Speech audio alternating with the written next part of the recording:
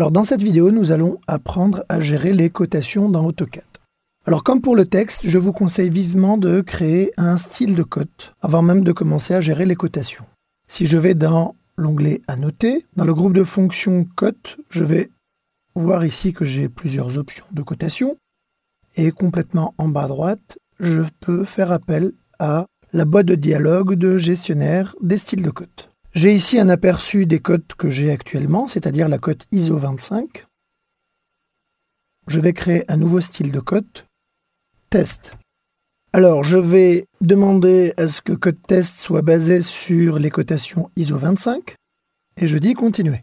Donc là, j'ai la boîte de dialogue qui va me permettre de paramétrer réellement ma cote test. Alors, je vais avoir plusieurs onglets, l'onglet ligne, symbole et flèche, texte, ajustement, unité principale, unité alternative et tolérance. Alors, je vais m'occuper pour l'instant des 4 premiers onglets. Alors, je vois bien qu'ici, j'ai la possibilité de paramétrer les lignes. Ici, je vais pouvoir paramétrer les symboles et flèches, le texte et l'ajustement. Alors, je vais dans un premier temps valider, demander à ce que code test soit défini comme cote courante. Je dis fermer et je vois bien que cote test est actuellement la cote que je vais utiliser par défaut. Donc je vais tenter une première cotation qui est par exemple la cotation de cette distance-là. Alors je vais prendre une cote linéaire, zoomer, prenez l'habitude de toujours bien zoomer pour pas qu'il y ait d'erreur. Je remonte, je rezoome et là je vais positionner par un troisième clic ma cotation. Alors faites attention aussi à une chose, c'est que très souvent la cotation va vouloir s'accrocher puisque je suis toujours en mode accroche et je vous déconseille là aussi de laisser le mode accroche activé lorsque vous positionnez votre cotation. Donc là je vais désactiver accroche et je vais être libre de pouvoir positionner ma cotation à l'endroit où je veux le faire. Par exemple ici. Donc vous voyez que là, ma cotation va avoir un style, un comportement. Je vais faire une deuxième cotation, par exemple une cotation de rayon, et je vais coter le rayon qui se trouve ici. J'en fais encore une autre, toujours en rayon, voilà. Et enfin, une dernière, pourquoi pas une cotation angulaire, où je vais coter l'angle que j'ai ici, entre cette ligne et celle-ci. Là, je vais donc constater que mes cotations vont avoir un format, une mise en forme. Alors, cette mise en forme ne correspond pas à ce que je veux forcément. Par exemple, moi, j'aimerais bien que le texte soit horizontal, toujours horizontal, et ne pas qu'il suive la cotation sur laquelle on travaille. On voit ici, par exemple, que le 100 est vertical, alors que moi, je l'aimerais horizontal. Autre chose, je trouve que le texte est trop gros, et puis que le style de texte ne correspond pas à ce que je veux.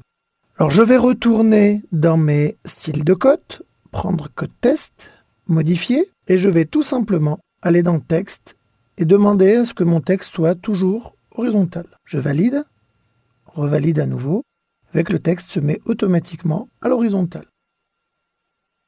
Alors je disais tout à l'heure que je voulais modifier le style de texte. Rappelez-vous, dans le chapitre ou dans la vidéo d'avant, nous avions vu les styles de texte. Alors j'accède toujours à mes cotes ou mon style de cote que je vais modifier. Et si je vais dans texte, je vais me rendre compte ici que j'utilise le style de texte standard. Rien ne m'empêche de cliquer ici sur afficher la boîte de dialogue style de texte. Je retombe sur cette boîte de dialogue. Je vais créer un nouveau style que je vais appeler texte test. Et je vais mettre en style de police le style Verdana en standard et je n'attribue toujours pas de hauteur. Je dis appliquer, fermer, et j'applique texte test. Pourquoi je vous ai demandé de ne pas mettre de hauteur? Parce que si vous en mettez une, ici, ça risque d'être en conflit avec la hauteur de texte que vous allez mettre là. Donc je préfère positionner ou je préfère donner la hauteur de mon texte au niveau du style de cote plutôt que de le forcer au niveau du texte. Donc là, si je referme, vous voyez bien que mon texte a changé de format. Alors je disais que le texte était trop gros. Là aussi, je vais revenir sur mon style de texte, le modifier et donner une hauteur. Alors je rappelle simplement que la hauteur ici est en fonction de l'unité de travail ou du module que vous aurez choisi lorsque vous avez fait votre dessin. Voilà, et je vais pouvoir coter la totalité de mon dessin et me rendre compte que je vais pouvoir habiller comme ça mon dessin. Alors, je peux toujours continuer à aller agir sur mes cotations ou mon style de cote. Je vais sur Code Test, modifier, et je vais pouvoir dire par exemple que le texte qui a actuellement la couleur du calque, nous n'avons pas encore vu les calques ensemble, on verra ça un peu plus tard, je peux forcer la couleur et dire je veux que mon texte soit blanc par exemple. Et là vous verrez que le texte passe en blanc, c'est peut-être un peu plus lisible. Et vous pouvez comme ça modifier un certain nombre de paramètres sur vos cotations en allant à chaque fois sur le style de cote modifié et vous pouvez agir sur tous les paramètres que vous avez ici.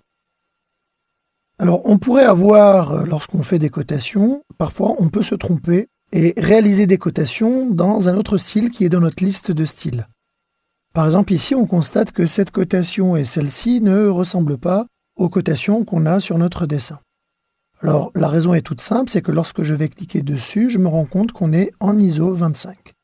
Alors, rien ne m'empêche d'aller sélectionner ces cotes-là, même d'autres cotes. Là, AutoCAD ne m'affiche plus rien parce que les cotes sont différentes et donc forcément il ne retrouve pas un style unique. Et on va forcer ces cotes-là à passer en cote test. Et là, vous verrez que toutes les cotes sont repassées en cote test. Alors après, on va avoir des petites subtilités, comme par exemple cette cote qui est en plein milieu de la ligne. Vous pouvez cliquer dessus et aller la repositionner, bien sûr en désactivant l'accroche, de telle sorte à ce que voilà, vous ne soyez pas gêné. Là aussi, on peut déplacer la position du texte, ainsi que la cote. Et on peut comme ça aller agir directement sur nos cotes. Voilà.